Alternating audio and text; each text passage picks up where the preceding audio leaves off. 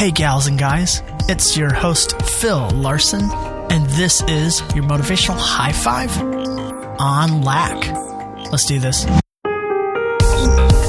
Hey friends, I'm diving in today. No notes. If we're talking about lack, I'm gonna experience some lack in the moment. I have one story in mind. That's what I have so far, and we'll get there. But here we are, December 31.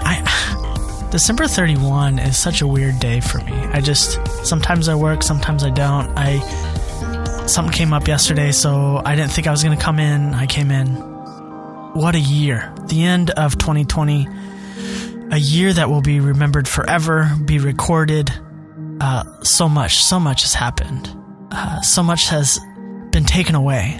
There's a lot of lack. And I didn't know coming in today what I would record. I recorded a short mini episode for my patrons on Patreon who support me at $5 a month, and they get about a month a short recorded podcast that I've talked about on here before.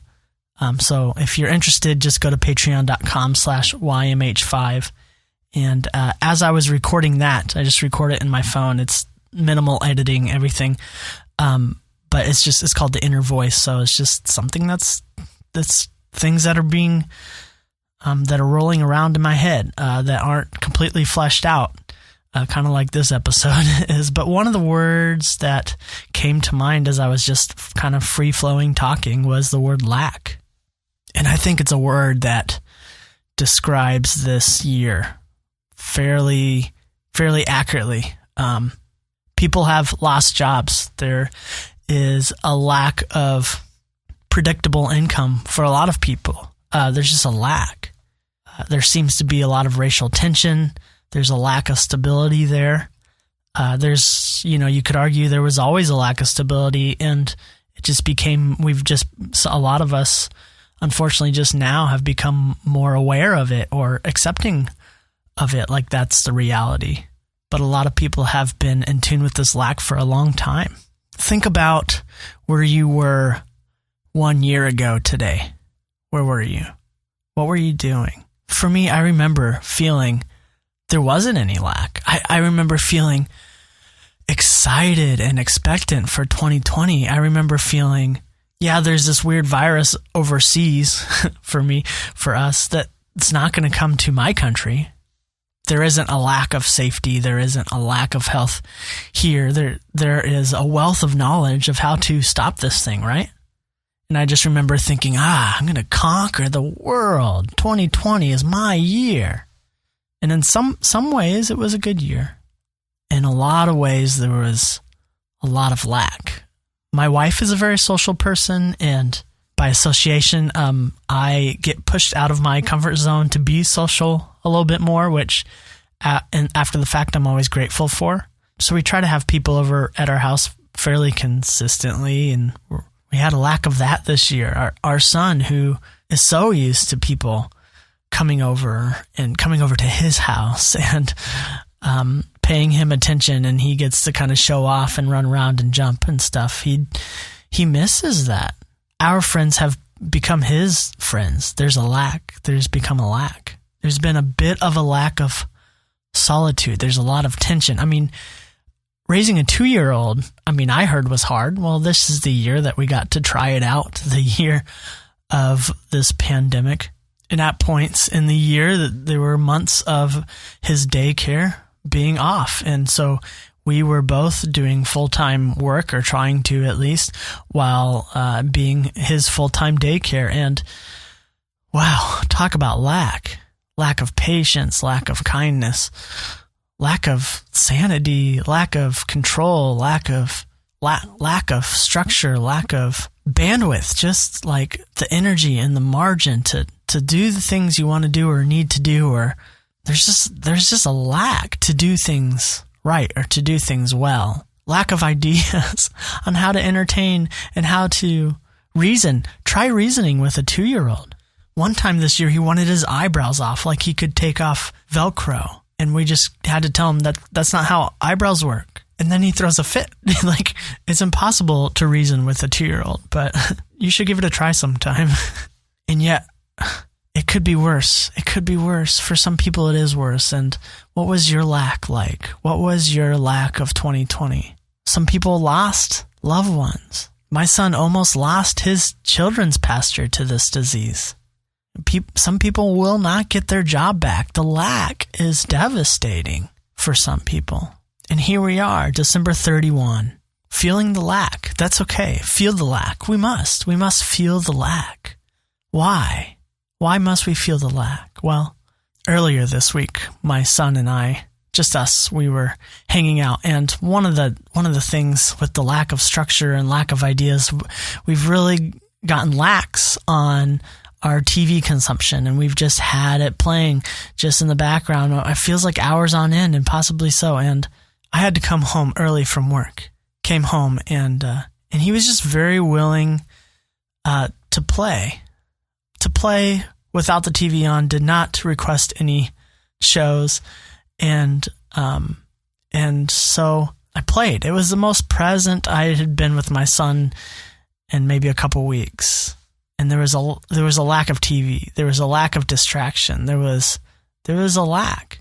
Because when the TV's on, I think, well, he's watching TV. He's playing too, but he's doing some TV, and I can just numb out to my phone. Well, when the TV was off and he was not demanding, but requiring, asking for my attention with him, I do not want to be on my phone. I want that to be a lack. So I put my phone down. I leaned in, embraced the lack, and we had just the best little time together.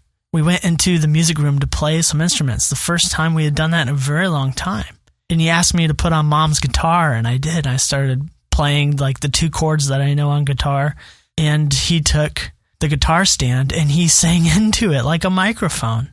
And he made up a song on the spot, my 2.5-year-old, in rhythm, even in tune. And this lack burst forth new ways, new creativity, new life. And he was calmer and I was calmer, and there was a level of peace I hadn't felt in a good 2 or 3 weeks due to the lack. Friends, when we empty our hands, when we empty our cups, we can grab on to new things. We can fill them up. Embrace the lack at the end of this year. Pour out what you have left. And what does that mean for you? It's going to mean different things. Maybe you need to grieve. Did you lose a job? Did you quit a job? Did you lose some community, some family? Pour it out. Let it out. Let it drip to the last drop, and go in and scrub the bottom corners of your glass. Get the gunk out. The stuff that you haven't been able to see because it's been full of worry, or full of frustration, or distractions, or full of good things, full of a job before the pandemic, full of predictable income, full of sanity, and now it's gone. It's empty. You're empty. You're empty. And now you can see the bottom. You can feel the bottom. It's rock bottom in some ways. And come into 2021 with open hands and an empty cup. We learn from our lack. We learn from poverty. And as the cup begins to fill up, remember your lack. Don't forget it, the things that you learned during it. Because we can be full and yet have a spirit of lack. A spirit in that we remember, we will never forget this moment, this time. And when you see someone in lack and you are not, you remember your lack and you give freely what you are overflowing with.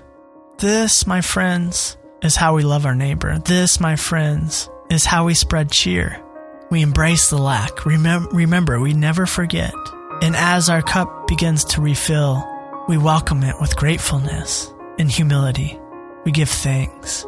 And as our cup may begin to overflow, maybe once again, this time we don't get lost in it.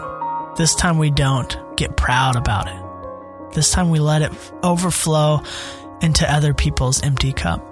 Lack is the blessing that I don't think we saw coming. 2020, the year of lack.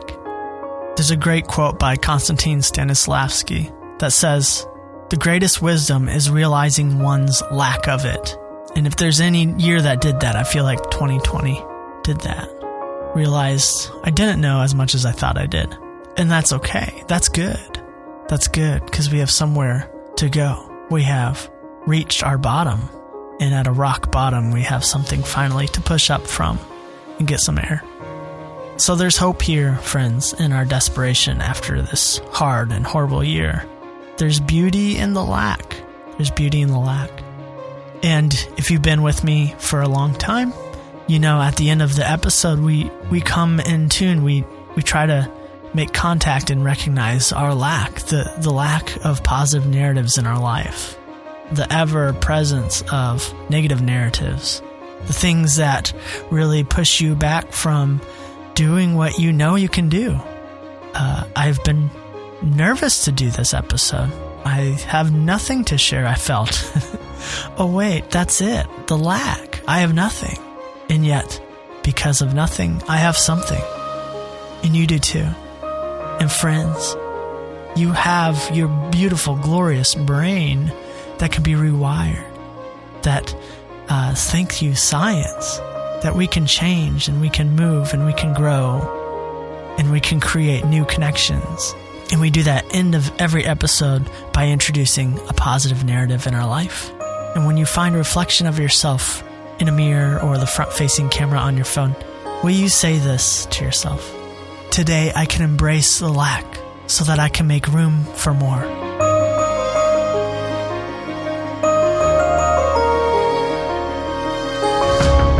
Come to the end of yourself, my friends, as we come to the end of this year. 2020, was the turn of a new decade. Well, it ended with a 0.